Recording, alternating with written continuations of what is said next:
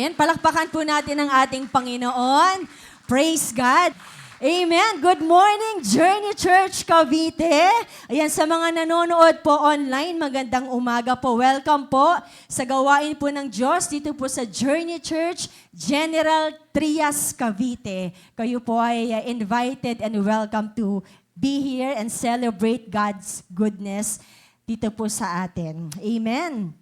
So tayo naman po, Journey Church Cavite, meron pa pong panahon. Kung gusto niyo pong maranasan na makapagpahinga kapag ikaw ay sobrang stress na sa trabaho o kung sa anumang bagay and you wanted to be rested not only physically but you wanted to be refreshed spiritually, sama na kayo this coming May 6 po. Ayan, hanggang May 16. Ang Journey Church Cavite will go to Taiwan. So meron na pong 10 people and kung kayo po gusto nyo pong makasama, have faith and pray at kung papaano mamaya pwede nyo po kaming lapitan mga pastor. Amen. Ayan, so mamaya din po ay meron pong gawain ng mga kababaihan, alas 3 po hanggang alas 5. So pwede po kayong bumalik, mga kababaihan, na tayo po ay sama-sama ulit na magsusumba, ayan, sasayaw sa Panginoon, aawit, magpapalakasan, magpapalanginan, at makikinig ng salita ng Diyos. Sapagkat mamaya meron po tayong 2 volunteer na mag-share ng Word of God. Amen? So excited na ako mamaya. So mamaya po sana makita ko po kayo. Amen? Minsan papalakpakan po natin ang ating Diyos because the Lord deserves the highest honor and praises from His people. Amen. So ang topic po natin ngayong umaga, yan, sabay-sabay basahin po natin. 1, 2, 3, go! Breakthrough in the family. So sino po dito sa atin yung nagpipray ka ng personal breakthrough? Taas niyo po yung kamay niyo. Ulitin ko lang. Sino po dito yung nananalangin ng pambihirang tagumpay personal? Amen. At wala pong masama dyan. Pero alam po ninyo that God also desires not only for your personal breakthrough, but God desires for your family breakthrough. Can I hear amen? Amen. So, hindi lamang po na personal na para sa karir mo, di ba, yung para sa finances mo, sa kalusugan mo, pero ang Diyos po gusto rin po niya yung breakthrough sa inyong buong pamilya. Amen? So, bago po tayo magsimula, tayo po ay manalangin. Hallelujah. Lord, marami pong salamat, O Diyos, Panginoon, sa oras pong ito. It is all about your grace, O God. It's all about your love, Lord. Kaya po kami naririto, Panginoon. Lord, wala pong aksidente sa iyo, O Diyos. At alam ko, Panginoon, na meron kang gagawin ngayong umagang ito. I pray, God, for you to empower me, God, by the Holy Spirit in Jesus' name. At ang bawat isa po sa amin, Lord God, buksan niyo po yung aming isip, ang aming puso, ang aming espiritu, Panginoong Diyos, upang ikaw ay mangusap sa bawat isa po sa amin. Lord, wala ka pong lalagpasan, Panginoon, at katatagpuin niyo po, O Diyos, ang bawat kauhawan, Panginoon, ng bawat isa po sa amin. Holy Spirit, you are welcome, and Jesus, let your name be glorified. Salamat po, Panginoon. This is our prayer in Jesus' name. Amen. God has established a family before He established a nation. And Satan wants to destroy family because he knew that a strong family can build a strong nation. Tama po ba? Sabi sa John 10:10, the thief comes only to kill, to steal, to kill, and destroy. So yan po yung layunin ng kaaway. Wala po siyang ibang gusto is to destroy not only you, but your family. Sabi nga po ni Peter sa 1 Peter 5:8, be alert and sober in mind.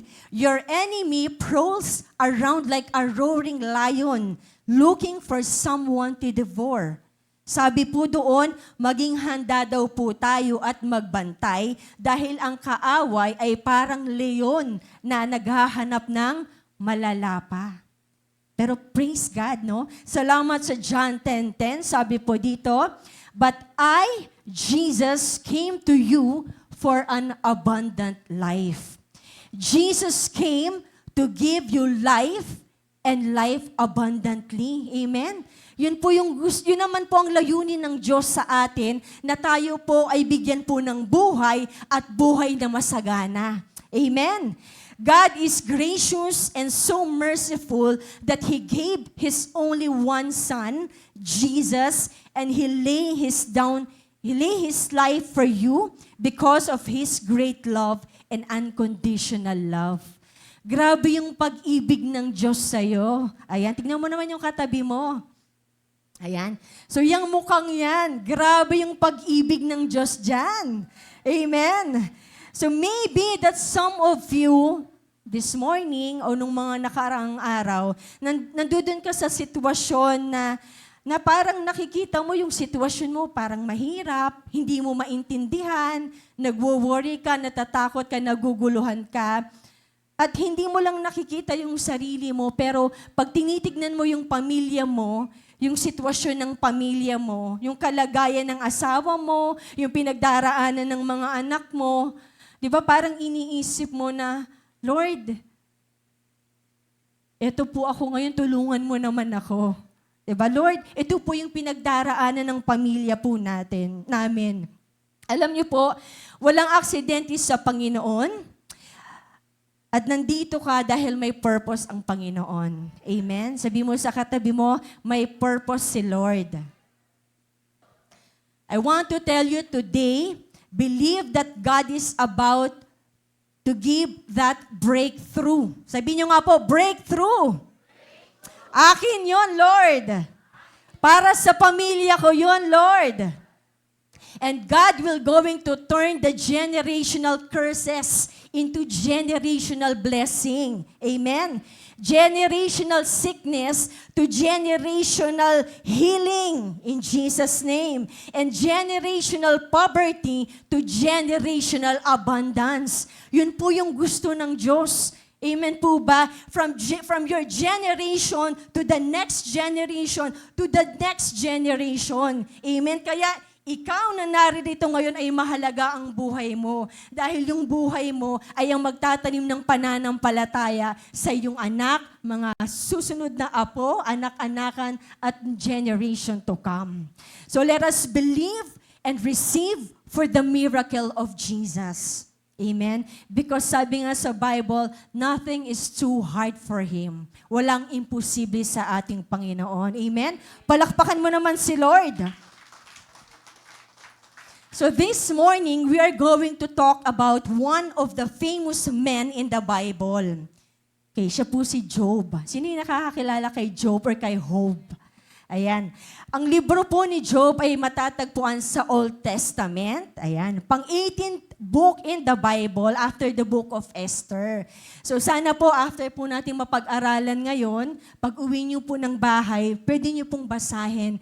And alam niyo po na nakakatawa dahil as you read the book of Job, sasabihin mo sa sarili mo na grabe yung pinagdaanan ng taong ito. Yet, naging victorious siya, yet napagtagumpayan niya. At ngayon nga ay pag-uusapan natin yung buhay niya. You will be amazed, no? Yung sa buhay ni Job, how the Lord blessed him, paano niya na-endure yung suffering and pain, and how he was restored by the Lord. Sabi nga po sa isang quote, no? Life is a roller coaster. Tama ba? Para daw roller coaster ang buhay. Merong ups, may down. Diba? It has ups and downs, but it's your choice to scream or enjoy the ride. Ayan, nandun ka ba sa buhay mo na gusto mo na lang sumigaw? Diba? Sa mga problema, parang sisigaw ka na lang, di ko na kaya to. Parang ganun, ano? Pero meron din naman na sabi doon na roller coaster, you have to just enjoy the ride. Tama po ba? Lalo't alam mo na along this journey of life, kasama mo si Lord. Amen? Alam mo na iniingatan ka ng Diyos at sinasamahan ka ng ating Panginoon. Sabi nga ni Haring Solomon, for everything, there is a season and a time for every matter under heaven. So, ibig sabihin, season lang daw yung pinagdaraanan natin. Amen? Kung masaya ka ngayon, season lang yan. Pwedeng After that, pwedeng iiyak ka, malulungkot ka. Pero ngayon, kung pinagdaraanan mo, nasa kalungkutan ka, pero season lang yan kasi darating din naman yung kagalakan sa'yo. Amen? Okay, basahin po natin yung Job verse 1 to 3. Sabi dito, in the land of Uz, there lived a man whose name was Job. This man was blameless and upright. He feared God and shunned evil. He had 7 sons and 3 daughters, and he owned 7,000 sheep, 3,000 camels, 500 yoke of oxen, and 500 donkeys, and had a large number of servants. He was the greatest man among all the people of the east. So una palang pinakilala si Job that he was a blameless man. He is doing the will of God, he pleases God, and he is righteous. Ibig sabihin na itong si Job daw po pala ay ginagawa naman lahat ng kagustuhan ng Diyos at napiplease si Lord sa kanya. And then pinakilala siya bilang isang tao na sobrang yaman. Job was rich, he is very wealthy. He was really blessed. Kasi nung panahon po ng Bible, and even now, mayaman ang isang tao kapag marami kang alagang hayop, maraming servants. So masasabi po natin na si Job ay sobrang pinagpala. Tama po ba? Yan, tingnan mo naman yung katabi mo kung mukhang blessed na blessed.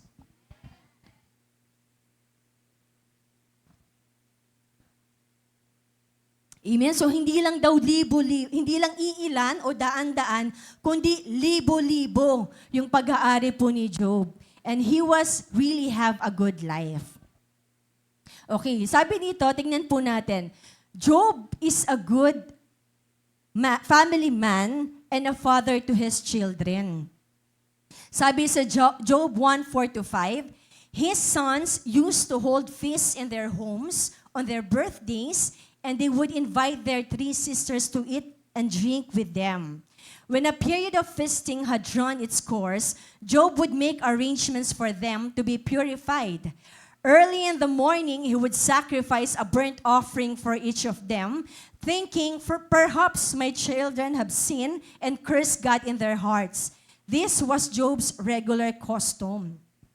Okay, so Job has a good life. He is very rich and he pleased God. And sabi dito, he is also a good family man. Mabuting tatay. He is a good father, not just materially, but also emotionally and spiritually to his children. Nabasa po natin, di ba, yung 7 anak niyang lalaki at 3 anak na babae, sila daw po ay nagkakaroon ng feast sa kanilang bahay, di ba, nagsasama-sama at nag-e-enjoy lang. Pero ano daw yung ginagawa ni Job early in the morning, he would sacrifice a burnt offering for each of them. So itong si Job daw ay spiritual na ama. Tingnan niyo po na sa pakiramdam niya, baka yung mga anak ko na to ay nagkasala, mag-o-offer siya ng burnt offering sa Panginoon at ihihingi niya ng tawad yung mga anak niya. Pero alam niyo po, in spite of this blessing, the good family na meron po siya, isang araw, ang mga anghel at sumama si Satan, pumunta po sila sa presence ni God at sinabi nila na itong si Job na ito, sabi ni God na itong si Job na to ay isang tao na blameless and upright. Siya ay sumusunod sa akin at ginagawa yung kagustuhan ko. Pero alam niyo ba yung response ni Satan kay Lord? Sabi niya, Lord, kasi binibless mo siya eh. Kasi maganda yung buhay niya, kaya sinasamba ka niya. And ano yung response ng Panginoon? Sige, I will take away the hedge of my protection over Job, and you will see that this man is serving me, that this man has faith in me, because not just he is blessed, but because truly he has deep faith in me. So parang ganun na ang tingin ng Diyos na si Job po ay mawala man yung lahat sa kanya, but still yung faith na meron siya sa Panginoon ay nandudoon. Okay, basahin pa po natin dito. The troubled life of Job. Kanina binasa natin how blessed he is. Pero ngayon, ano ba yung naging trouble sa buhay ni Job? Una is human intervention. Sabi po sa Job 1:13-15, one day, when Job's sons and daughters were feasting and drinking wine at the oldest brother's house, a messenger came to Job and said, the oxen were plowing and the donkeys were grazing nearby, and the Sabaeans attacked and made off with them. They put the servants to the sword, and I am the only one who has escaped to tell you. So isang araw daw po, habang magkakasama yung anak ni Job, bigla daw pong may umatake ng grupo ng Sabaeans. At sabi po dito, lahat ng property ni Job, lahat ng alaga niyang hayop, at lahat ng servants ay kinuha nila except dito sa isa na to na nag-report kay Job. Grabe, no? Ang ganda-ganda ng buhay, biglang isang araw nawala. Job 1:17, while he was still speaking, another messenger came and said, the Chaldeans formed 3 raiding parties and swept down on your camels and made off with them. They put the servants to the sword, and I am the only one who has escaped to tell you. Imagine, hindi pa tapos na nagsasalita yung isang servant, meron ng sumunod na servant at sinasabi niya na meron daw na grupo na naman na kinuha yung camels at inatake din sila. At itong messenger na to ay naghatid ng masamang balita. Like what is happening right now, sa mga balitang nababasa natin, grabe po yung mga nangyayaring pag-atake ng kaaway. Hindi lang sa isang tao, minsan sa pamilya. Di ba yung kung nababalitaan po natin yung nangyayaring mga massacre. And then sometimes you question, Lord, bakit? Lord, ba't nangyayari yun? Bakit, Lord God, hinahayaan mo na mangyari ito? Ano pa po? Sa troubled life of Job, natural calamity and disaster. Job 1:16, sabi dito, while he was still speaking, another messenger came and said, the fire of God fell from the heavens and burnt up the sheep and the servants, and I am the only one who has escaped to tell you. So bukod pala dun sa human intervention or atake ng mga kaaway, ay meron pang mga natural calamity or disaster. Sometimes, mapapaisip ka din pag nakapanood ka ng balita na nagkaroon ng lindol, natabunan yung buong pamilya, namatay yung buong pamilya ng sabay-sabay. Parang in our mind, parang ang hirap din isipin in our own thoughts. Di po ba? So ito rin po yung nangyari kay Job. Job 1:18-19, sabi dito, while he was still speaking, yet another messenger came and said, your sons and daughters were feasting and drinking wine at the oldest brother's house. When suddenly a mighty wind swept in from the desert and struck the 4 corners of the house. It collapsed on them, and they are dead. And I am the only one who was escaped to tell you. Grabe, from a blessed, stable life, sunod-sunod yung pagsubok. Hindi lang sunod sa isang araw, nawala lahat ng property, nawala pati yung mga mahal niya sa buhay. Lahat ng anak niya ay namatay dahil isang wind or parang hurricane na na-struck yung kanyang mga anak. So grabe. Grabe yung nangyaring ito sa buhay ni Job. At meron pa, relationship conflict. Ano daw po ito? Sabi sa Job 2:9 and 10, his wife said to him, are you still maintaining your integrity? Galing to sa asawa, ha? Curse God and die. He replied, you are talking like a foolish woman. Shall we accept good from God and not trouble? In all this, Job did not sin in what he said. Grabing pananampalataya to, no? Sabi niya, tatanggapin mo lang ba yung magaganda mula sa Diyos? At hindi mo tatanggapin yung mga pangit?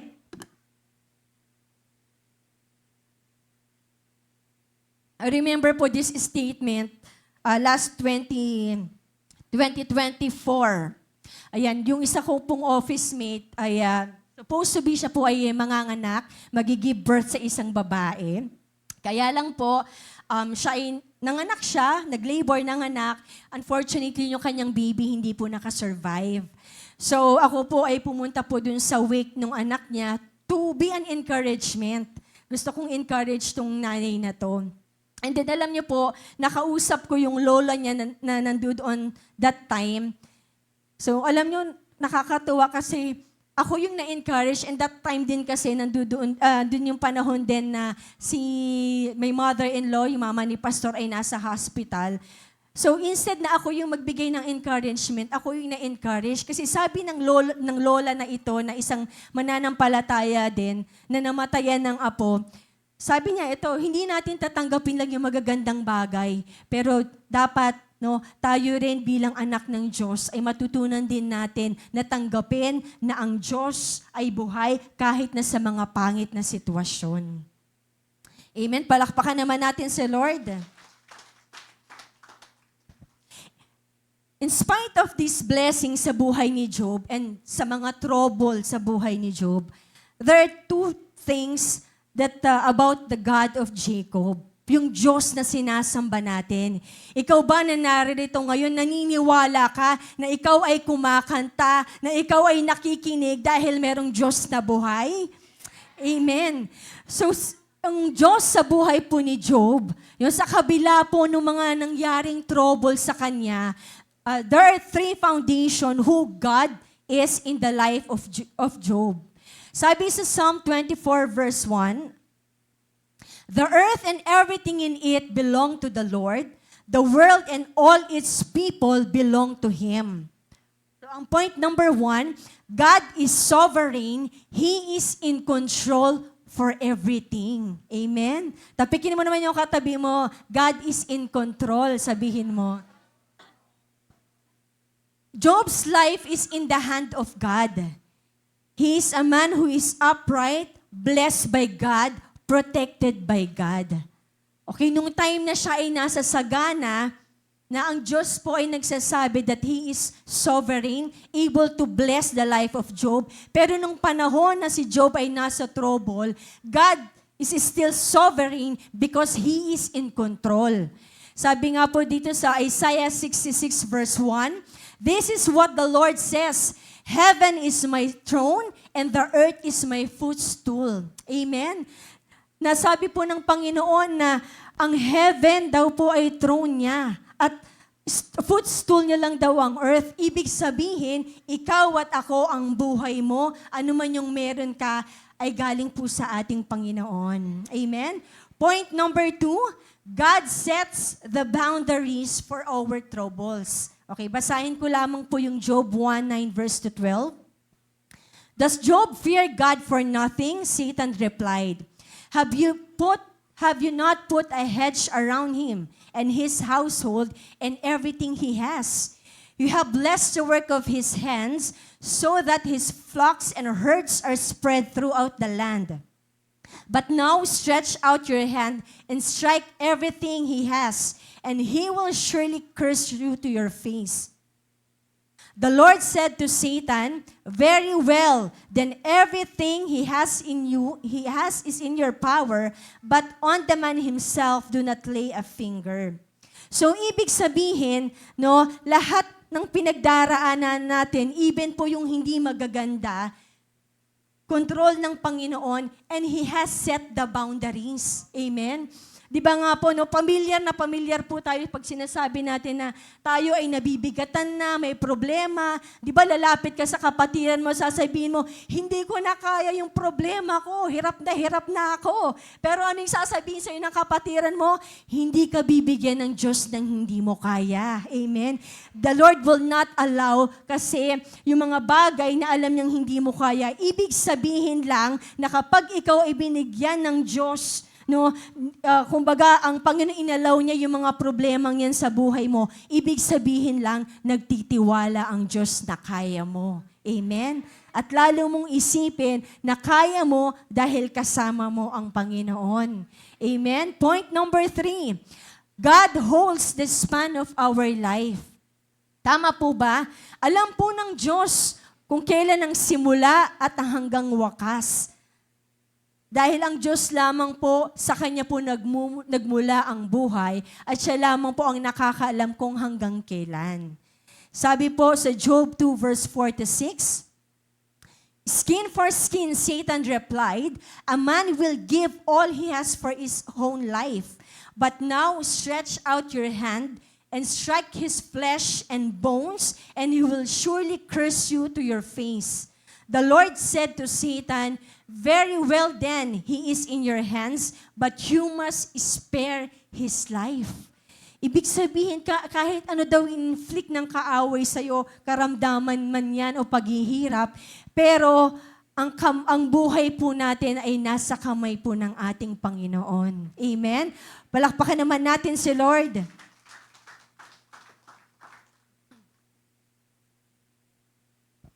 And now ito po, the breakthrough on Job's family. In first 7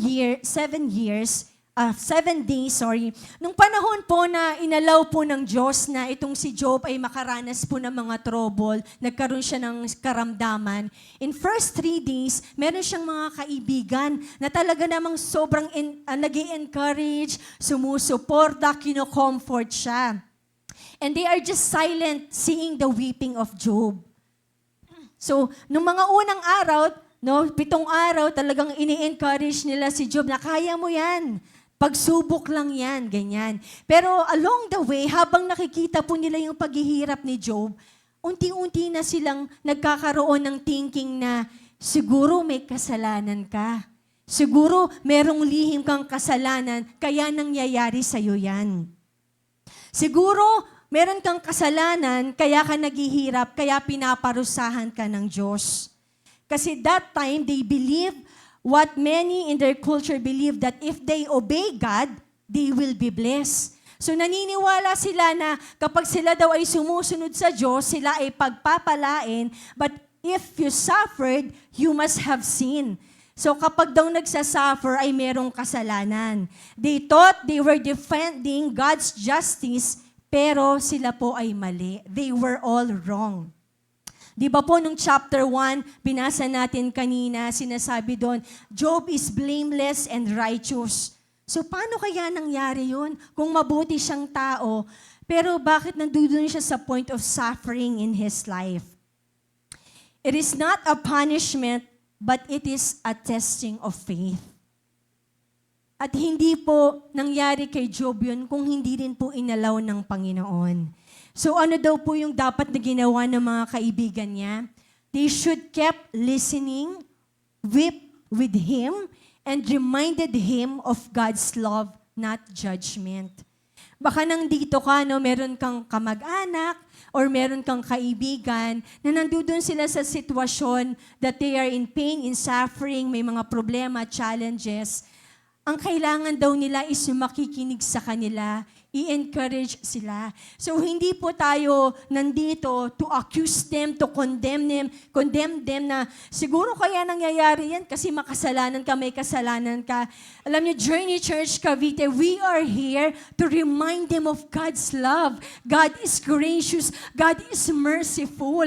Kasi siyempre, yung mga tao na nandoon sa dark side of their life, sa season ng buhay nila, na sila po ay may pinagdaraan ng mga problema, hindi na po nila kailangan yung yung sermon mo, 'di ba? Kundi kailangan lang nila yung yakap mo, yung pagtapik sa kanilang balikat at sinasabi mo na mahal ka ng Diyos. 'Di ba? Na ang Diyos natin ay makapangyarihan at na sila ay tutulungan ng Diyos. Amen. At minsan po parang naiisip natin na, Lord, kapag tayo nakakadaan sa problema, di ba? Kahit na Kristiyano na tayo, kahit na tayo ay manggagawa na, even pastors, minsan naiisip natin kapag nasa problema, Lord, lingkod mo ako. Bakit ako dumaraan sa ganito? Sabi nga nila, 'di ba, tao lang, bakit may mga problema? Well, tama naman. Kasi ang buhay natin habang nandito tayo sa lupa, may mga problema, 'di ba? So sino dito yung may mga problema pinagdaraanan? Sino dito yung gustong mawala na yung problema? Ayan. So habang may buhay daw po ay may problema pa, 'di ba? Pag darating na yung ating mga Judith at saka Annabelle, problema, 'di ba? Hallelujah. Doble-doble na yata ang ano ng Meralco ngayon no? Hallelujah talaga. Pero salamat kasi mabuti ang Panginoon. Amen. Talagang nasusustain. Amen po ba't minsan magugulat ka na, Lord, salamat. Diba? Dumating yung pagpapala in the right time. Amen. At sa lahat ng pagkakataon na tayo po ay may problema, lagi po nating iisipin that God has a purpose. May layunin po ang ating Diyos. And I remember nga po nung time nung pandemic, nung COVID, di ba kwento ni Pastor, talagang nagli-lead po siya sa barangay namin, nagpe-pray. God is a healing God. Ganyan, talagang siya po ay nangangaral ng salita ng Diyos. Ayan, and then one day, yung kapatid ko, bigla na lang tinamaan ng COVID, nawalan ng panlasa. Kailangan niya pong magpa-swab test kasi babalik ng trabaho. Ayan, positive sa COVID. Ako din po nagtatrabaho at kapag merong positive sa bahay, hindi ka pwedeng pumasok basta-basta nang hindi ka nagsaswab test. At that time, pandemic, grabe yung takot, di ba? Grabe yung anxious natin, grabe po yung pag-aalala natin na ano ba yung pwedeng mangyari sa mga susunod. So, to cut the story short, nagka-COVID kami at nung lumapit kami sa barangay, nabanggit ni Pastor na merong COVID sa amin, papaano kumuha ng certification sa barangay. Tapos, ang alam namin na marami na may COVID sa barangay kasi ina-announce naman. Pero sabi ng barangay na, ay Pastor, sa totoo lang po, wala pong may COVID dito. Kasi po, parang ina-announce lang nila para yung mga tao wag lumabas-labas. Kayo lang po yung kauna-unahang nagkaroon ng COVID. So, sa aming family altar, parang kami kumbaga, while we are sharing the Word of God, talagang naiyak kami kasi, Lord, bakit kami? Diba? Lord, kami na Christian family, bakit kami yung may COVID? Samantala yung kapitbahay namin, walang COVID. Ayan. Pero alam nyo, praise God, although that time sobrang tinamaan yung father ko, 3 weeks po siyang nasa hospital. Praise God because we survived. And during those times, nung na-survive po namin yung COVID time namin, nagkaroon ako ng time sa bahay namin. Although ako asymptomatic wala akong nararamdaman. So, hindi pa rin ako pwedeng pumasok kasi pag swab ko, positive pa din And then, nagkakaroon ako ng time sa Lord and sabi ka, yung kanta na victory belongs to the Lord na yung sobrang sabi ko na, Lord, pinagdaraanan namin to kasi may purpose. And yun nga po yung nangyari, lahat po ng nagkaka-COVID, tumatawag kay Pastor, nagpapapray, at the same time, ini-encourage niya ano yung mga dapat gawin. So, naging doktor din si Pastor noong COVID. Ayan. So, yun pala yung purpose, to be an encouragement. Kasi sabi nga po nila, na yung mga battles na pinagdaraanan mo, you will never know how God will use that testimony. Tama po ba? Kasi pag dinaanan mo, yung journey na yun, kapag meron kang nakausap na isang tao lumapit sa'yo, pinagdaraanan niya yung the same thing na pinagdaanan mo, you will be at great testimony and you will share how you have overcome that. And minsan, parang hindi mo na kailangan magsalita pa, pero ikaw na tumatayo sa harapan niya and you are telling them how God has been faithful to you in spite of what happened, and they are seeing you still praising the Lord, still coming to the Lord, diba? Parang sila din mismo, they will be encouraged. Amen? So yung testimony na pinagdaanan mo is a unique testimony of yours na gagamitin ng Diyos sa iba. Amen? Palakpakan mo si Lord. Hallelujah! Hallelujah. Let me give to you na mabilis na lamang po. The foundation of Job's stewardship. Sabi po dito sa Job 1:20 verse 22, at this Job just got up and tore his robe and shaved his head. Then he fell to the ground in worship and said, naked I came from my mother's womb, and naked I will depart. The Lord gave, and the Lord has taken away. May the name of the Lord be praised. In all this, Job did not sin by charging God with wrongdoing. Alam niyo po si Job, alam niya that God is the owner of everything. Job is just the manager. Amen? Lahat po tayo ay steward lang, manager lang. Amen? In an instant, God can give, God can take away, but the foundation that Job has, the foundation of Job's stewardship. At lagi niyang sinabi, no, nung pinag-aaralan ko, although nabasa ko na ng ilang beses, pero nung binabasa ko ulit siya, habang nag-aaral ako kagabi, sabi ko, grabe itong taong to, yung pananampalataya na meron siya. Nawala yung lahat na meron siya. Pero ano yung sabi niya? Diba? Talagang he fell to the ground in worship. Diba? Sumamba pa rin siya sa Panginoon at sinabi niya, ang Diyos ang nagbigay, ang Diyos din ang kukuha. Ano pa? Point number 2, the faith of Job's recovery. Sabi po sa Job 42 verse 1 to 6. Then Job replied to the Lord, I know that you can do all things. No purpose of yours can be thwarted. You ask, who is this that obscures my plans without knowledge?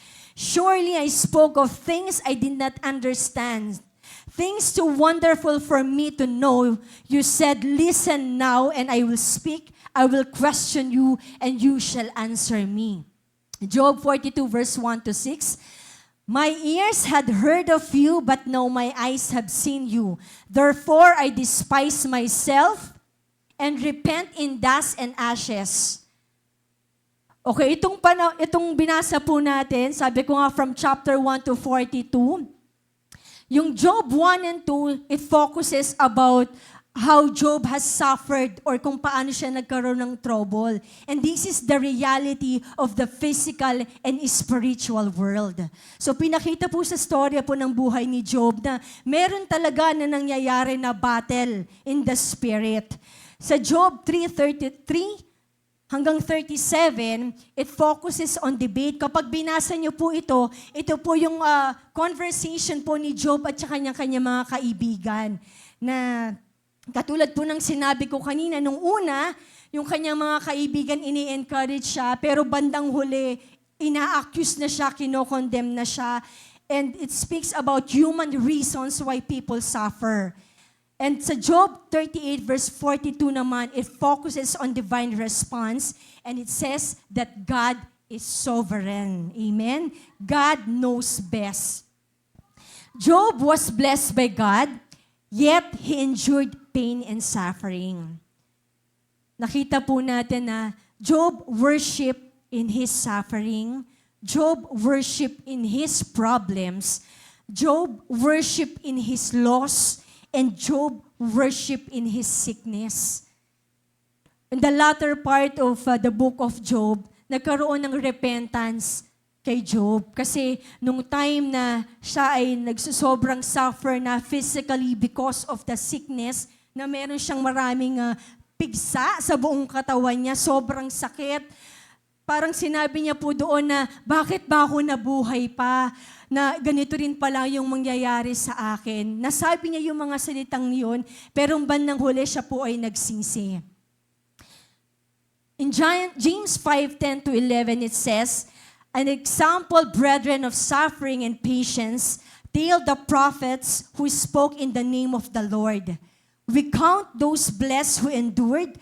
You have heard the endurance of Job and have seen the outcome of the Lord's dealings, that the Lord is full of compassion and is merciful. So wala pong nangyari dito na nakita po natin na si Job po ay talagang yung kanyang pananampalataya sa Panginoon. Amen? At sa atin pong conclusion, ayan, patapos na po. Job 42 verse 12 to 16. Okay, pwede po ba nating basahin ng sabay-sabay? Okay, verse 12, 1, 2, 3, go.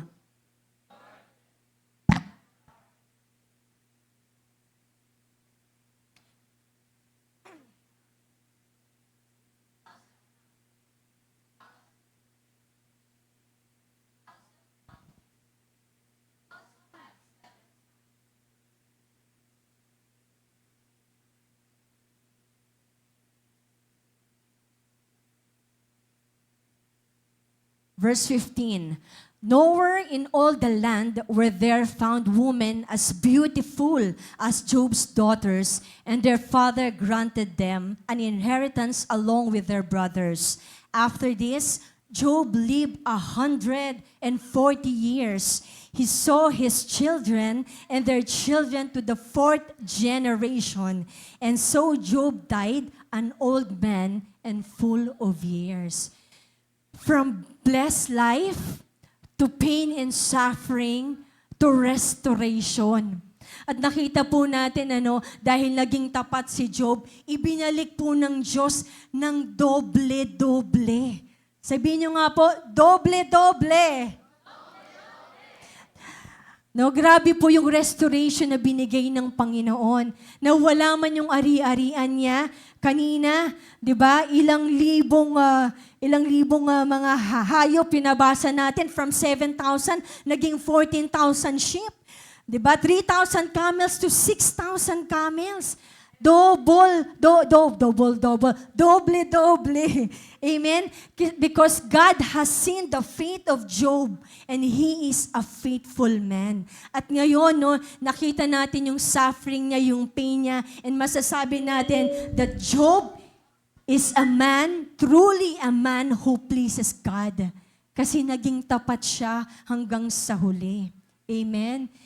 Sabi po sa Psalm 27:14, habang lumalapit po ang worship team, wait for the Lord. Be strong. Let your heart take courage. Wait for the Lord. Sa Tagalog, gusto ko po kayong encourage, maghintay ka sa Panginoon, ikaw ay magpalakas at magdalang tapang ang iyong puso, umasa ka sa Panginoon. Amen? Kung ikaw man sa tingin mo, nararamdaman mo, ikaw ay mahina, nanghihina, natatakot, may takot, nag-aalala. Ang sabi po dito, magpalakas ka. 'Di ba? Magdalang tapang ka, ang iyong puso, at umasa ka sa Diyos. Isaiah 40 verse 29 to 31, ang mga nanghihina, mga napapagod ay kanyang pinapalakas. Kahit na ang mga kabataan ay napapagod at nanlulupaypay, ngunit muling lalakas at sumisigla ang nagtitiwala kay Yahweh. Lilipad silang tulad ng agila. Sila ay tatakbo, ngunit hindi mapapagod.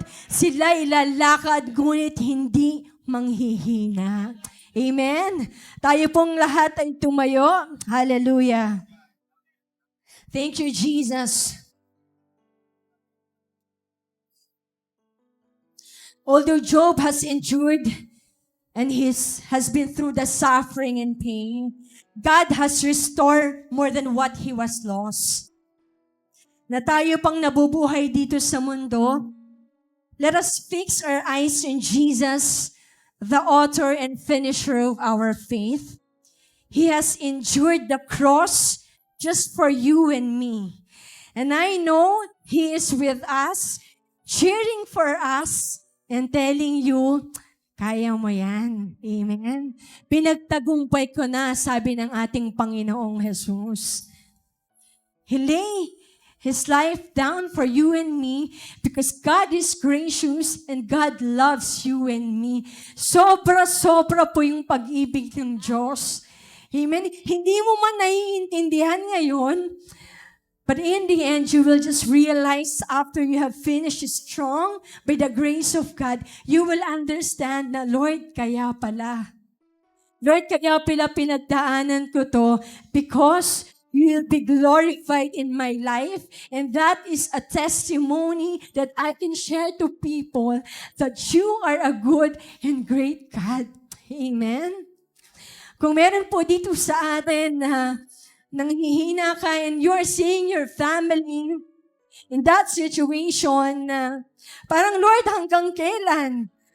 Lord, ito po kami. Lord, ito na naman po yung pinagdaraanan namin. Paulit-ulit na lang. God is telling you right now that I am the God of breakthrough. Amen. Hallelujah. Come on, let us sing to the Lord. Hallelujah. Let us speak the name of Jesus in this place. Hallelujah.